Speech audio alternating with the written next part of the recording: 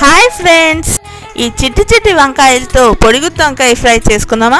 చలో చేసుకుందాం. ముందుగా వంకాయల్ని 4 భాగాలుగా కట్ చేసుకొని ఆయిల్లో వేసి ఫ్రై చేసేసుకోండి. తర్వాత వాటిని ఒక ప్లేట్లో తీసేసుకొని చల్లార్చుకోండి. దాంట్లోనే పప్పుల పొడి కూర్చుకోండి. చూసారుగా, మిగతా వంకాయలన్నింటికి అట్లా కూర్చుకోండి. తర్వాత స్టవ్ మీద ఒక బాండీ పెట్టేసి దాంట్లో ఆయిల్ వేసేసుకొని పచ్చిశనగపప్పు, మినపప్పు, ఆవాలు వేసుకొని వేయించుకోండి. ఇందులోనే కొంచెం కరివేపాకు, కొంచెం అల్లం వెల్లుల్లి పేస్ట్, కొంచెం కారం, ఉప్పు కూడా వేసుకొని కొంచెం వేయించుకోండి. మంట తక్కువలో పెట్టుకొని చేసుకోండి. తర్వాత ఈ వంకాయలు వేసి వేయించుకుంటూ ఉండండి. ఈ పొడి అంతా కొంచెం మగ్గేటట్లు ఉండాలి. తర్వాత అందులోని కొత్తిమీర, కొంచెం పప్పుల పొడి కూడా వేసుకొని వేయించుకోవాలి.